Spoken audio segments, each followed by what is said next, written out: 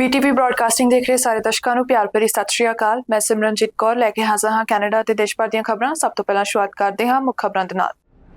Canada America ਸਰਹੱਦ ਤੇ ਪਰਿਵਾਰਕ ਮੌਤਾਂ ਤੋਂ ਬਾਅਦ ਮਨੁੱਖੀ ਤਸਕਰੀ ਦੇ ਮਾਮਲੇ ਦੀ ਸੁਣਵਾਈ ਹੋਵੇਗੀ ਸ਼ੁਰੂ।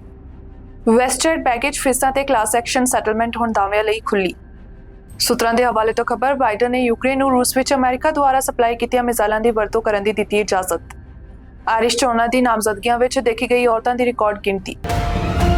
ਹੁਣ ਖਬਰਾਂ ਵਿਸਥਾਰ ਨਾਲ। ਮੈਨੀਟੋਬਾ ਤੇ ਮਿਨੇਸੋਟਾ ਦੀ ਸਰਹੱਦ ਉੱਤੇ ਭਾਰਤ ਦੇ ਇੱਕ ਪਰਿਵਾਰ ਨੂੰ ਬਰਫ਼ ਵਿੱਚ ਜੰਮੇ ਹੋਏ ਪਾਏ ਜਾਣ ਦੇ ਲਗਭਗ 3 ਸਾਲ ਬਾਅਦ ਮਨੁੱਖੀ ਤਸਕਰੀ ਦੇ ਦੋਸ਼ਾਂ ਤੇ ਇਸ ਹਫ਼ਤੇ 2 ਵਿਅਕਤੀਆਂ ਦੇ ਖਿਲਾਫ ਸੁਣਵਾਈ ਹੋਣੀ ਹੈ। ਦੱਸੀਏ ਕਿ ਇਸ ਮਾਮਲੇ ਵਿੱਚ ਹਰਸ਼ ਕੁਮਾਰ, ਰਮਨਲਾਲ ਪਟੇਲ ਅਤੇ ਸਟੀਵ ਸ਼ੈਨ ਤੇ ਇੱਕ ਵੱਡੇ ਆਪਰੇਸ਼ਨ ਦਾ ਹਿੱਸਾ ਹੋਣ ਦਾ ਦੋਸ਼ ਹੈ, ਜੋ ਵਿਦਿਆਰਥੀ ਵੀਜ਼ੇ ਤੇ ਭਾਰਤੀ ਨਾਗਰਿਕਾਂ ਨੂੰ ਕੈਨੇਡਾ ਲਿਆਉਂਦਾ ਸੀ ਅਤੇ ਫਿਰ ਅਮਰੀਕਾ ਦੀ ਸਰਹੱਦ ਪਾਰੋਂ ਤਸਕਰੀ ਕਰਦਾ ਸੀ। ਹਾਲਾਂਕਿ ਦੋਵੇਂ ਵਿਅਕਤੀਆਂ ਨੇ ਇਸ ਮਾਮਲੇ ਵਿੱਚ ਦੋਸ਼ੀ ਨਾ ਹੋਣ ਦੀ ਦਲੀਲ ਦਿੱਤੀ ਹੈ, ਜਿਸ ਵਿੱਚ ਉਹਨਾਂ ਤੇ ਦੋਸ਼ ਹੈ ਕਿ ਉਹ ਦੂਜਿਆਂ ਨਾਲ ਮਿਲ ਕੇ ਉਹਨਾਂ ਲੋਕਾਂ ਨੂੰ ਲਿਜਾਣ ਲਈ ਕੰਮ ਕਰਦੇ ਹਨ ਜਿਨ੍ਹਾਂ ਨੂੰ ਕਾਨੂੰਨੀ ਤੌਰ ਤੇ ਦੇਸ਼ ਵਿੱਚ ਰਹਿਣ ਦੀ ਇਜਾਜ਼ਤ ਨਹੀਂ ਸੀ ਅਤੇ ਜਿਸ ਤਰੀਕੇ ਨਾਲ ਉਹ ਕੰਮ ਕਰ ਰਹੇ ਸੀ ਉਸ ਨਾਲ ਹੋਰ ਵੀ ਲੋਕਾਂ ਨੂੰ ਗੰਭੀਰ ਰੂਪ ਵਿੱਚ ਠੇਸ ਪਹੁੰਚ ਸਕਦੀ ਸੀ ਜਾਂ ਉਹਨਾਂ ਦੀ ਜਾਨ ਜਾ ਸਕਦੀ ਸੀ। ਪ੍ਰੋਸੀਕਿਊਟਰਸ ਨੇ ਪਟੇਲ ਤੇ ਦੋਸ਼ ਲਗਾਇਆ ਹੈ ਕਿ ਪਟੇਲ ਕੈਨੇਡਾ ਵਿੱਚ ਤਸਕਰਾਂ ਨਾਲ ਤਾਲਮੇਲ ਕਰਕੇ ਪ੍ਰਵਾਸੀਆਂ ਨੂੰ ਸਰਹੱਦ ਦੇ ਨੇੜੇ ਛੱਡ ਦਿੰਦਾ ਸੀ ਜਿੱਥੇ ਉਹ ਅਮਰੀਕਾ ਵਿੱਚ ਦਾਖਲ ਹੋਣ ਤੱਕ ਚੱਲਦੇ ਸੀ ਅਤੇ ਸਟੀਵ ਸ਼ੈਨ ਦੁਆਰਾ ਉਹਨਾਂ ਨੂੰ ਉੱਥੋਂ ਚੁੱਕਿਆ ਜਾਂਦਾ ਸੀ। ਉੱਥੇ ਅਦਾਲਤੀ ਦਸਤਾਵੇਜ਼ਾਂ ਵਿੱਚ ਸਰਕਾਰੀ ਵਕੀਲਾਂ ਦਾ ਕਹਿਣਾ ਹੈ ਕਿ ਅਜਿਹਾ ਇੱਕ ਆਪਰੇਸ਼ਨ 19 ਜਨਵਰੀ 2022 ਨੂੰ ਬਰਫੀਲੇ ਤੂਫਾਨ ਦੇ ਹਾਲਾਤ ਵਿੱਚ ਹੋਇਆ ਜਦੋਂ ਹਵਾ ਦਾ ਤਾਪਮਾਨ -35 ਡਿਗਰੀ ਸੈਲਸੀਅਸ ਤੋਂ ਹੇਠਾਂ ਸੀ।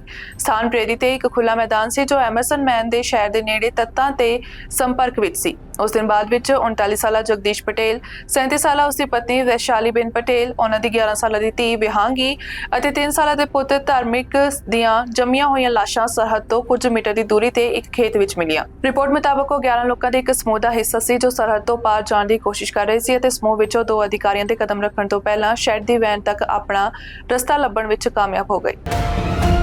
ਓਟਵਾ ਨੇ ਇੰਡੋਨੇਸ਼ੀਆ ਨਾਲ ਵਪਾਰਕ ਸੌਦੇ ਲਈ ਗੱਲਬਾਤ ਪੂਰੀ ਕਰ ਲਈ ਹੈ ਅਤੇ ਦੱਖਣੀ ਪੂਰਬੀ ਏਸ਼ੀਆਈ ਆਗੂਆਂ ਨਾਲ ਪਰਮਾਣੂ ਊਰਜਾ ਸਹਿਯੋਗ ਦਾ ਪ੍ਰਸਤਾਵ ਕਰ ਰਿਹਾ ਹੈ। ਦੱਸਦੇ ਕਿ ਇਹ ਕਦਮ ਬਹੁਪੱਖੀਵਾਦ ਲਈ ਵਿਸ਼ਵਾਸ ਦਾ ਪ੍ਰਦਰਸ਼ਨ ਹਨ ਕਿਉਂਕਿ ਸੰਯੁਕਤ ਰਾਜ ਵਿੱਚ ਡੋਨਾਲਡ ਟਰੰਪ ਦੇ ਮੁੜ ਜੁੜੇ ਜਾਣ ਨਾਲ ਵਪਾਰ ਅਤੇ ਵਾਤਾਵਰਣ ਤੇ ਵਿਸ਼ਵ ਸਹਿਯੋਗ ਵਿੱਚ ਹੋਰ ਤਣਾਅ ਪੈਦਾ ਹੋਣ ਦਾ ਡਰ ਪੈਦਾ ਹੋ ਰਿਹਾ ਹੈ। ਪ੍ਰਧਾਨ ਮੰਤਰੀ ਜਸਟਿਨ ਟਰੂਡੋ ਅਤੇ ਇੰਡੋਨੇਸ਼ੀਆ ਦੇ ਰਾਸ਼ਟਰਪਤੀ ਪ੍ਰਬੋਵੋ ਸੁਬਿਆਂਤੋ ਨੇ ਸ਼ੁੱਕਰਵਾਰ ਨੂੰ ਲੀਮਾ ਵਿੱਚ ਏਸ਼ੀਆ ਪ੍ਰਸ਼ਾਂਤ ਆਰਥਿਕ ਸਹਿਯੋਗ ਸੰਮੇਲਨ ਤੋਂ ਇਲਾਵਾ ਇੱਕ ਦੁਵੱਲੀ ਮੀਟਿੰਗ ਕੀਤੀ। ਵਪਾਰਕ ਗੱਲਬਾਤ ਦੇ ਅੰਤ ਦਾ ਐਲਾਨ ਕਰਨਾ ਜਿਸ ਨਾਲ ਕੈਨੇਡਾ ਅਗਲੇ ਸਾਲ ਦੁਨੀਆ ਦੇ ਚੌਥੇ ਸਭ ਤੋਂ ਵੱਧ ਆਬਾਦੀ ਵਾਲੇ ਦੇਸ਼ ਨਾਲ ਇੱਕ ਨਵੇਂ ਸਮਝੌਤੇ ਤੇ ਦਸਤਖਤ ਕਰੇਗਾ।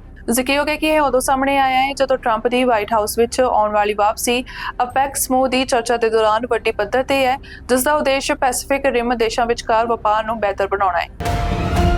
ਐਲਬਰਟਾ ਦੀ ਪ੍ਰੀਮੀਅਰ ਡੈਨੀਅਲ ਸਮਿਥ ਦਾ ਕਹਿਣਾ ਹੈ ਕਿ ਉਹ ਇਸ ਗੱਲ ਨਾਲ ਸਹਿਮਤ ਹੈ ਕਿ ਇਹ ਸਮਾਂ ਆ ਸਕਦਾ ਹੈ ਕਿ ਮੈਕਸੀਕੋ ਨੂੰ ਕੈਨੇਡਾ ਅਤੇ ਸੰਯੁਕਤ ਰਾਜ ਅਮਰੀਕਾ ਦੇ ਨਾਲ ਤਿਕੋਣੀ ਮੁਕਤ ਵਪਾਰ ਸਮਝੌਤੇ ਤੋਂ ਬਾਹਰ ਕੀਤਾ ਜਾਵੇ। ਡੈਨੀਅਲ ਸਮਿਥ ਨੇ ਇੱਕ ਇੰਟਰਵਿਊ ਵਿੱਚ ਕਿਹਾ ਹੈ ਕਿ ਮੈਕਸੀਕੋ ਇੱਕ ਵੱਖਰੀ ਦਿਸ਼ਾ ਵਿੱਚ ਚਲਾ ਗਿਆ ਹੈ ਅਤੇ ਇਹ ਬਿਲਕੁਲ ਸਪਸ਼ਟ ਹੈ ਕਿ ਅਮਰੀਕਨਸ ਨੇ ਸੰਕੇਤ ਦਿੱਤਾ ਹੈ ਕਿ ਉਹ ਇੱਕ ਨਿਰਪੱਖ ਵਪਾਰਕ ਸੰਬੰਧ ਰੱਖਣਾ ਚਾਹੁੰਦੇ ਹਨ। ਉਹਨਾਂ ਨੇ ਅੱਗੇ ਕਿਹਾ ਕਿ ਮੈਕਸੀਕੋ ਅਜਿਹੀ ਸਥਿਤੀ ਵਿੱਚ ਨਹੀਂ ਹੈ ਕਿ ਉਹ ਇਸ ਦੀ ਪੇਸ਼ਕਸ਼ ਕਰਨ ਦੇ ਯੋਗ ਹੋਵੇ, ਖਾਸ ਕਰ ਉਹਨਾਂ ਨਿਵੇਸ਼ਾਂ ਦੇ ਨਾਲ ਜੋ ਉਹਨਾਂ ਕੋਲ ਚੀਨ ਤੋਂ ਹਨ। ਦੱਸਦੇ ਕਿ ਸਾਬਕਾ ਰਾਸ਼ਟਰਪਤੀ ਅਤੇ ਹੁਣ ਚੁਣੇ ਗਏ ਰਾਸ਼ਟਰਪਤੀ ਡੋਨਾਲਡ ਟਰੰਪ ਦੇ ਪਹਿਲੇ ਕਾਰਜਕਾਲ ਦੌਰਾਨ ਦੁਬਾਰਾ ਗੱਲਬਾਤ ਕੀਤੇ ਜਾਣ ਤੋਂ ਪਹਿਲਾਂ 1994 ਵਿੱਚ 3 ਪੱਖੀ ਸੌਦੇ ਤੇ ਪਹਿਲੀ ਵਾਰ ਦਸਤਖਤ ਕੀਤੇ ਗਏ ਸੀ ਜਿਸ ਨੂੰ ਉਸ ਸਮੇਂ ਨਾਫਟਾ ਕਿਹਾ ਜਾਂਦਾ ਸੀ। ਜ਼ਿਕਰਯੋਗ ਹੈ ਕਿ ਇਸ ਆਖਰੀ ਚੋਣ ਮੁਹਿੰਮ ਵਿੱਚ ਟਰੰਪ ਨੇ 2026 ਵਿੱਚ ਸਮੀਖਿਆ ਲਈ ਸਮਝੌਤੇ ਨੂੰ ਮੁੜ ਖੋਲ੍ਹਣ ਦੀ ਸਹੁੰ ਖਾਧੀ ਸੀ। ਐਲਬਰਟਾ ਦੇ ਇੱਕ ਜੱਜ ਨੇ ਇੱਕ Red Deer Catholic school trustee ਦੇ ਖਿਲਾਫ ਪਾਬੰਦੀਆਂ ਨੂੰ ਬਰਕਰਾਰ ਰੱਖਿਆ ਹੈ ਜਿਸ ਨੇ ਇੱਕ ਮੀਮ ਵਿੱਚ LGBTQIA+ ਕਮਿਊਨਿਟੀ ਦੇ ਮੈਂਬਰਾਂ ਦੀ ਤੁਲਨਾ ਨਾਜ਼ੀਆਂ ਨਾਲ ਕੀਤੀ ਸੀ। ਜ਼ਿਕਰਯੋਗ ਹੈ ਕਿ ਮੋਨਿਕ ਲਾਗਰੇਂਜ ਨੇ Red Deer Catholic school board ਨੂੰ ਆਪਣੀ ਸੋਸ਼ਲ ਮੀਡੀਆ ਪੋਸਟ ਦੇ ਸੰਬੰਧ ਵਿੱਚ ਉਸਦੇ ਫੈਸਲੇ ਨੂੰ ਅਦਾਲਤ ਵਿੱਚ ਚੁਣੌਤੀ ਦਿੱਤੀ ਸੀ ਜਿਸ ਵਿੱਚ ਉਸਨੇ ਦਲੀਲ ਦਿੱਤੀ ਸੀ ਕਿ ਬੋਰਡ ਨੇ ਉਸਦੇ ਵਿਵਹਾਰ ਬਾਰੇ ਨਿਰਣਾ ਕਰਕੇ ਗੈਰ ਵਾਜਬ ਕੰਮ ਕੀਤਾ ਹੈ। ਉਸਨੇ ਇਹ ਵੀ ਦਾਅਵਾ ਕੀਤਾ ਸੀ ਕਿ ਸੁਣਵਾਈ ਨਿਰਪੱਖ ਢੰਗ ਨਾਲ ਨਹੀਂ ਕੀਤੀ ਗਈ ਅਤੇ ਉਸਦੀ ਪੋਸਟ ਰੋਮਨ ਕੈਥੋਲਿਕ ਕਦਰਾਂ ਕੀਮਤਾਂ ਜਾਂ ਸਿੱਖਿਆ ਐਕਟ ਵਿੱਚ ਦਰਸਾਏ ਨਿਯਮਾਂ ਦੇ ਵਿਰੁੱਧ ਨਹੀਂ ਸੀ। ਬੀਤੇ ਵੀਰਵਾਰ ਨੂੰ ਜਾਰੀ ਕੀਤੇ ਗਏ ਅਦਾਲਤੀ ਦਸਤਾਵੇਜ਼ ਦਿਖਾਉਂਦੇ ਹਨ ਕਿ Alberta Court of King's Bench ਦੇ ਜਸਟਿਸ ਸ਼ਾਰਲ ਆਰਕੇਨ ਕੁਟੇਨੇ ਨੇ ਉਸਦੇ ਦਾਅਵੇ ਨੂੰ ਵੱਡੇ ਪੱਧਰ ਤੇ ਰੱਦ ਕਰ ਦਿੱਤਾ ਅਤੇ ਬੋਰਡ ਨੂੰ ਸਾਬਕਾ ਟਰਸਟੀ ਦੇ ਖਿਲਾਫ ਪਾਬੰਦੀਆਂ ਜਾਰੀ ਕਰਨ ਦੇ ਅਧਿਕਾਰ ਦੇ ਅੰਦਰ ਪਾਇਆ ਹੈ। Provincial health services authority PHSA ਦਾ ਕਹਿਣਾ ਹੈ ਕਿ ਐਮਰਜੈਂਸੀ ਲੈਂਡਿੰਗ ਲਈ ਐਂਬੂਲੈਂਸਾਂ ਨੂੰ ਐਤਵਾਰ ਸਵੇਰੇ ਵੈਨਕੂਵਰ ਅੰਤਰਰਾਸ਼ਟਰੀ ਹਵਾਈ ਅੱਡੇ ਤੇ ਟਾਰਮੈਕ ਲਈ ਬੁਲਾਇਆ ਗਿਆ। PHSA ਦੇ ਬੁਲਾਰੇ ਨੇ ਜਾਣਕਾਰੀ ਦਿੰਦੇ ਹੋਏ ਦੱਸਿਆ ਕਿ ਉਹਨਾਂ ਨੂੰ ਸਵੇਰੇ 9:30 ਵਜੇ ਤੋਂ ਥੋੜੀ ਦੇਰ ਪਹਿਲਾਂ ਹਵਾਈ ਅੱਡੇ ਤੇ ਬੁਲਾਇਆ ਗਿਆ ਸੀ। ਉਹਨਾਂ ਨੇ ਕਿਹਾ ਕਿ ਹਾਲਾਂਕਿ ਸਥਿਤੀ ਗੰਭੀਰ ਨਹੀਂ ਜਾਪਦੀ ਸੀ, ਉਹ ਸੁਰੱਖਿਆ ਚਿੰਤਾਵਾਂ ਦੇ ਕਾਰਨ ਉੱਥੇ ਹਾਜ਼ਰ ਹੋਏ। ਇਸ ਦੌਰਾਨ YVR ਨੇ ਘਟਨਾ ਦੀ ਪੁਸ਼ਟੀ ਕਰਦੇ ਹੋਏ ਕਿਹਾ ਕਿ ਜਹਾਜ਼ ਸੁਰੱਖਿਅਤ ਲੈਂਡ ਕਰ ਗਿਆ ਸੀ। ਵੈਨਕੂਵਰ 에ਅਰਪੋਰਟ ਅਥਾਰਟੀ ਦੇ ਸੰਚਾਰ ਮਾਹਿਰ ਕੇਟ ਮੈਕਰੇ ਦਾ ਕਹਿਣਾ ਹੈ ਕਿ जहाज रवानगी तो 1.5 घंटे बाद ही वापस परत आया। PHSA ने कहा कि इस दौरान 5 ਐਂਬੂਲੈਂਸਾਂ ਜਵਾਬੀ ਤੌਰ ਤੇ 에ਅਰਪੋਰਟ ਤੇ ਪਹੁੰਚੀਆਂ, ਜਿੱਥੇ ਕੁਝ ਬਾਈਕ ਸਕੁਐਡ ਪੈਰਾਮੈਡਿਕਸ ਦੇ ਨਾਲ ਪਹਿਲਾਂ ਹੀ ਹਵਾਈ ਅੱਡੇ ਤੇ ਮੌਜੂਦ ਸੀ। ਹਾਲਾਂਕਿ ਹਵਾਈ ਜਹਾਜ਼ ਨੂੰ ਐਮਰਜੈਂਸੀ ਲੈਂਡਿੰਗ ਕਿਉਂ ਕਰਨੀ ਪਈ, ਇਸ ਬਾਰੇ ਅਜੇ ਹੋਰ ਕੋਈ ਵੀ ਜਾਣਕਾਰੀ ਸਾਹਮਣੇ ਨਹੀਂ ਆਈ ਹੈ। ਕੁਝ ਯਾਤਰੀ ਜਿਨ੍ਹਾਂ ਨੇ 2014 ਅਤੇ 2019 ਦੇ ਵਿਚਕਾਰ ਵੈਸਟ ਜੈਟ ਦੀਆਂ ਕੁਝ ਉਡਾਨਾਂ ਤੇ ਸਮਾਨ ਦੀ ਜਾਂਚ ਕੀਤੀ ਸੀ, ਹੁਣ ਬ੍ਰਿਟਿਸ਼ ਕੋਲੰਬੀਆ ਸੁਪਰੀਮ ਕੋਰਟ ਦੁਆਰਾ ਪਿਛਲੇ ਮਹੀਨੇ ਪ੍ਰਵਾਨਿਤ ਕਲਾਸ ਐਕਸ਼ਨ ਸੈਟਲਮੈਂਟ ਅਤੇ $12.5 ਮਿਲੀਅਨ ਦੀ ਕੀਮਤ ਤੇ ਆਪਣੇ ਹਿੱਸੇ ਦਾ ਦਾਅਵਾ ਕਰ ਸਕਦੇ ਹਨ। ਇਵੋਲਿੰਕ ਲਾਅ ਗਰੁੱਪ ਦੇ ਇੱਕ ਬਿਆਨ ਵਿੱਚ ਕਿਹਾ ਗਿਆ ਹੈ ਕਿ ਸੰਸਾਰ ਵਿੱਚ ਕੋਈ ਵੀ ਵਿਅਕਤੀ ਜਿਸਨੇ ਘਰੇਲੂ ਅਤੇ ਅੰਤਰਰਾਸ਼ਟਰੀ ਉਡਾਨਾਂ ਵਿੱਚ ਆਪਣੇ ਪਹਿਲੇ ਚੈੱਕ ਕੀਤੇ ਬੈਗ ਲਈ ਕੁਝ ਖਾਸ ਮਿਆਦਾਂ ਦੌਰਾਨ ਫੀਸ ਅਦਾ ਕੀਤੀ ਹੈ, ਜਦੋਂ ਉਹਨਾਂ ਤੋਂ ਕੋਈ ਖਰਚਾ ਨਹੀਂ ਲਿਆ ਜਾਣਾ ਚਾਹੀਦਾ ਸੀ, 10 ਫਰਵਰੀ 2025 ਤੱਕ ਦਾਅਵਾ ਪੇਸ਼ ਕਰ ਸਕਦੇ ਹਨ। ਦੱਸਦੇ ਕਿ ਬਰਨਬੀ BC ਵਿੱਚ ਸਥਿਤ ਲਾਅ ਫਰਮ ਦਾ ਕਹਿਣਾ ਹੈ ਕਿ ਸੈਟਲਮੈਂਟ ਕਲਾਸ ਦੇ ਮੈਂਬਰਾਂ ਨੂੰ ਵੈਸਟਜੈਟ ਟਰੈਵਲ ਕ੍ਰੈਡਿਟ ਦੇ ਰੂਪ ਵਿੱਚ ਵੰਡੀ ਜਾਵੇਗੀ, ਨਕਦ ਨਹੀਂ।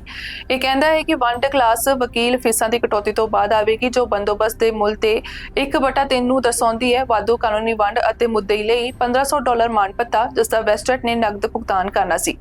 ਜ਼ਿਕਰਯੋਗ ਹੈ ਕਿ BC ਕੋਰਟ ਆਫ ਅਪੀਲ ਨੇ 2022 ਵਿੱਚ ਕਲਾਸ ਐਕਸ਼ਨ ਮੁਕੱਦਮੇ ਦੇ ਪ੍ਰਮਾਣੀਕਰਨ ਨੂੰ ਉਲਟਾਉਣ ਲਈ ਵੈਸਟਜੈਟ ਦੀਆਂ ਪਿਛਲੀਆਂ ਕੋਸ਼ਿਸ਼ਾਂ ਨੂੰ ਖਾਰਜ ਕਰ ਦਿੱਤਾ ਸੀ। ਰਾਸ਼ਟਰਪਤੀ ਜੋ ਬਾਈਡਨ ਦਾ ਪ੍ਰਸ਼ਾਸਨ ਯੂਕਰੇਨ ਨੂੰ ਰੂਸੀ ਖੇਤਰ ਵਿੱਚ ਡੂੰਘੇ ਹਮਲੇ ਕਰਨ ਲਈ US ਦੁਆਰਾ ਪ੍ਰਦਾਨ ਕੀਤੇ ਗਏ ਹਥਿਆਰਾਂ ਦੀ ਵਰਤੋਂ ਕਰਨ ਦੀ ਇਜਾਜ਼ਤ ਦੇਵੇਗਾ। ਇਸ ਮਾਮਲੇ ਤੋਂ ਜਾਣੂ 3 ਸੂਤਰਾਂ ਨੇ ਇਸ ਬਾਰੇ ਜਾਣਕਾਰੀ ਦਿੱਤੀ ਹੈ। ਜ਼ਿਕਰਯੋਗ ਹੈ ਕਿ ਯੂਕਰੇਨ ਰੂਸ ਸੰਘਰਸ਼ ਵਿੱਚ ਵਾਸ਼ਿੰਗਟਨ ਦੀ ਨੀਤੀ ਵਿੱਚ ਇੱਕ ਮਹੱਤਵਪੂਰਨ ਤਬਦੀਲੀ ਦੌਰਾਨ ਇਹ ਜਾਣਕਾਰੀ ਸਾਹਮਣੇ ਆਈ ਹੈ। ਸੂਤਰਾਂ ਨੇ ਕਿਹਾ ਕਿ ਯੂਕਰੇਨ ਆਉਣ ਵਾਲੇ ਦਿਨਾਂ ਵਿੱਚ ਆਪਣੇ ਪਹਿਲੇ ਲੰਬੀ ਦੂਰੀ ਦੇ ਹਮਲੇ ਕਰਨ ਦੀ ਯੋਜਨਾ ਬਣਾ ਰਿਹਾ ਹੈ, ਜਿਸ ਵਿੱਚ ਉਹਨਾਂ ਨੇ ਕਾਰਜਸ਼ੀਲ ਸੁਰੱਖਿਆ ਚਿੰਤਾਵਾਂ ਦੇ ਕਾਰਨ ਵੇਰਵਿਆਂ ਦਾ ਖੁਲਾਸਾ ਨਹੀਂ ਕੀਤਾ। ਹਾਲਾਂਕਿ ਵਾਈਟ ਹਾਊਸ ਨੇ ਇਸ ਜਾਣਕਾਰੀ ਤੇ ਟਿੱਪਣੀ ਕਰਨ ਤੋਂ ਇਨਕਾਰ ਕਰ ਦਿੱਤਾ ਹੈ। ਕਾਬਲੇ-ਗੌਰ ਹੈ ਕਿ 20 ਜਨਵਰੀ 2025 ਨੂੰ ਚੁਣੇ ਗਏ ਰਾਸ਼ਟਰਪਤੀ ਡੋਨਾਲਡ ਟਰੰਪ ਦੇ ਅਹੁਦਾ ਸੰਭਾਲਣ ਤੋਂ 2 ਮਹੀਨੇ ਪਹਿਲਾਂ ਸੰਯੁਕਤ ਰਾਸ਼ਟਰ ਦਾ ਇਹ ਕਦਮ ਯੂਕਰੇਨ ਦੇ ਰਾਸ਼ਟਰਪਤੀ ਵੋਲੋਡੀਮੀਰ ਜ਼ੈਲੈਂਸਕੀ ਦੁਆਰਾ ਯੂਕਰੇਨ ਦੀ ਫੌਜ ਨੂੰ ਆਪਣੀ ਸਰਹੱਦ ਤੋਂ ਦੂਰ ਰੂਸੀ ਫੌਜੀ ਟੀਚਿਆਂ ਨੂੰ ਮਾਰਨ ਲਈ ਅਮਰੀਕੀ ਹਥਿਆਰਾਂ ਦੀ ਵਰਤੋਂ ਕਰਨ ਦੀ ਆਗਿਆ ਦੇਣ ਦੀਆਂ ਕਈ ਮਹੀਨਿਆਂ ਦੀਆਂ ਬੇਨਤੀਆਂ ਤੋਂ ਬਾਅਦ ਆਇਆ ਹੈ। ਟੈਂਜ਼ਾਨੀਆ ਦੇ ਡਾਰ ਏ ਸਲਾਮ ਵਿੱਚ ਵਿਅਸਤ ਕਰਿਆਕੂ ਬਾਜ਼ਾਰ ਖੇਤਰ ਵਿੱਚ ਇੱਕ 4 ਮੰਜ਼ਿਲਾ ਇਮਾਰਤ ਦੇ ਢਹਿ ਜਾਣ ਤੋਂ ਬਾਅਦ ਫਸੇ ਲੋਕਾਂ ਤੱਕ ਪਹੁੰਚਣ ਲਈ ਬਚਾਅ ਕਰਮਚਾਰੀ ਕੰਮ ਕਰ ਰਹੇ ਹਨ। ਇਸ ਦੌਰਾਨ ਬਚਾਅ ਕਰਮਚਾਰੀ ਬਚੇ ਹੋਏ ਲੋਕਾਂ ਨੂੰ ਪਾਣੀ, ਗਲੂਕੋਜ਼ ਅਤੇ ਆਕਸੀਜਨ ਨੂੰ ਛੋਟੇ ਗੈਪ ਰਾਹੀਂ ਭੇਜਣ ਵਿੱਚ ਕਾਮਯਾਬ ਰਹੇ, ਜਿੱਥੋਂ ਟੈਪ ਕਰਨ ਦੀਆਂ ਆਵਾਜ਼ਾਂ ਨਾਲ ਇਹ ਸੰਕੇਤ ਮਿਲਦਾ ਹੈ ਕਿ ਹੋਰ ਲੋਕ ਅਜੇ ਵੀ ਜ਼ਿੰਦਾ ਹੋ ਸਕਦੇ ਹਨ। ਜਾਣਕਾਰੀ ਮੁਤਾਬਕ ਹੁਣ ਤੱਕ 84 ਲੋਕਾਂ ਨੂੰ ਬਚਾਇਆ ਜਾ ਚੁੱਕਾ ਹੈ, ਜਦਕਿ 13 ਦੀ ਮੌਤ ਦੀ ਪੁਸ਼ਟੀ ਹੋ ਗਈ ਹੈ।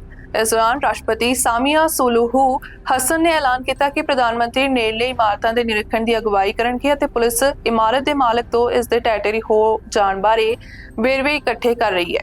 ਦੱਸਦੇ ਕਿ ਸ਼ੁਰੂਆਤ ਵਿੱਚ ਸੈਂਕੜੇ ਪਹਿਲੇ ਜਵਾਬ ਦੇਣ ਵਾਲਿਆਂ ਨੇ ਮਲਬੇ ਨੂੰ ਸਾਫ਼ ਕਰਨ ਲਈ ਹੱਥਾਂ ਨਾਲ ਕੰਮ ਕੀਤਾ, ਬਾਅਦ ਵਿੱਚ ਮਦਦ ਲਈ ਕ੍ਰੇਨਾਂ ਲਿਆਂਦੀਆਂ ਗਈਆਂ। ਕਿਹਾ ਜਾ ਰਿਹਾ ਹੈ ਕਿ ਇਮਾਰਤ ਦੇ ਢਹਿ ਹੋਣ ਤੋਂ ਪਹਿਲਾਂ ਉੱਥੇ ਲੋਕ ਕਾਫੀ ਘੱਟ ਸੀ, ਜਿਸ ਕਰਕੇ ਸੰਭਾਵਿਤ ਤੌਰ ਤੇ ਜਾਨੀ ਨੁਕਸਾਨ ਦਾ ਖਦਸ਼ਾ ਘਟ ਗਿਆ।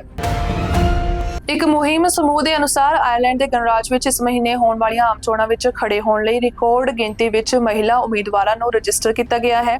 ਵੂਮਨ ਫॉर ਇਲੈਕਸ਼ਨ ਦੁਆਰਾ ਜਾਰੀ ਕੀਤੇ ਗਏ ਅੰਕੜੇ ਦੱਸਦੇ ਹਨ ਕਿ ਦੇਸ਼ ਭਰ ਵਿੱਚ 247 ਔਰਤਾਂ ਸੀਟਾਂ ਲਈ ਚੋਣ ਲੜ ਰਹੀਆਂ ਹਨ, ਜੋ ਕਿ 2020 ਵਿੱਚ ਪਿਛਲੀਆਂ ਚੋਣਾਂ ਨਾਲੋਂ 53% ਦਾ ਵਾਧਾ ਹੈ।